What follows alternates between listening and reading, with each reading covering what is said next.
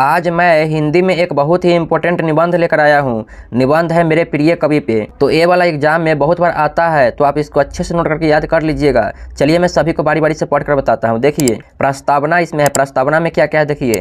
प्रस्तावना में है, संसार में अनेक प्रसिद्ध साहित्यकार हुए हैं जिनकी अपनी अपनी विशेषताएं हैं। मेरे प्रिय साहित्यकार महाकवि तुलसीदास है। आगे देखिए, यद्यपि तुलसीदास जी के काव्य में भक्ति भावना की प्रधानता है, परंतु इनका काव्य कई सौ वर्षों के बाद भी भारतीय जनमानस में रचा बसा हुआ है। इतना आप समझ गए। अब आगे देखिए, और उनका मार्गदर्शन कर रहा है, इसलिए तुलसीदास मेरे प्रिय साहित्यकार है। बस इतना ही था प्रस्तावना में, आप इसको अच्छे से याद कर लीजिएगा। अब आगे देखिए, आगे है आरंभिक जीवन परिचय। इसमें क्या क्या देखिए। इसमें है, प्रायः प्राचीन कवियों और लेखकों के जन्म के बारे में सही जानकारी नहीं मिलती। तुलसीदास के विषय में भी ऐसा ही है, किंतु माना जाता है कि तुलसीदास का जन्म संभवतः 1589 में बांदा जिले में हुआ था। उनका जन्म कब हुआ था? 1589 में बांदा जिले में हुआ था। इतना आप समझ गए। अब आगे देखिए, इनके पिता का नाम आत्माराम दुबे तथा माता का नाम हुलसी था। इनके पिताजी का नाम क्या था? आत्माराम दुबे, और माताजी का नाम था हुलसी। समझ गए इतना। आगे है, इनके ब्राह्मण माता पिता ने इन्हें अशुभ मानकर जन्म लेने के बाद ही इनका त्याग कर दिया था। इस कारण इनका बचपन बहुत ही कठिनाइयों में बीता। गुरु नरहरि दास ने इनको शिक्षा दी। इनका विवाह रत्नावली नाम की कन्या से हुआ था। इनका विवाह किनके से हुआ था? रत्नावली नाम की कन्या से हुआ था। इस महान कवि का देहांत संभवतः 1680 में हुआ था।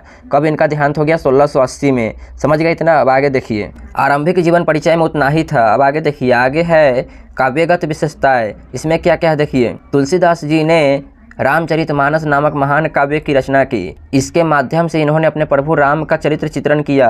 हालांकि रामचरितमानस एक भक्ति भावना प्रधान काव्य है, परंतु इसके माध्यम से जनता को अपने सामाजिक कर्तव्यों का बोध हुआ।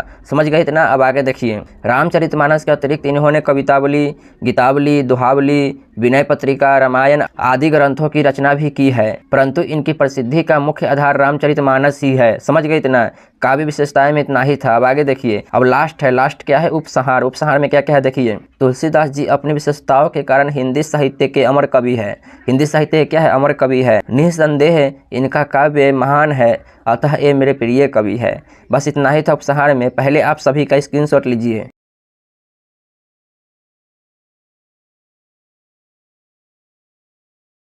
ले लिए स्क्रीनशॉट। आप इसको अच्छे से नोट करके याद कर लीजिएगा। तो चलिए मिलते हैं अगली वीडियो में। उससे पहले इस वीडियो को लाइक कर दीजिए और चैनल को सब्सक्राइब कर दीजिए।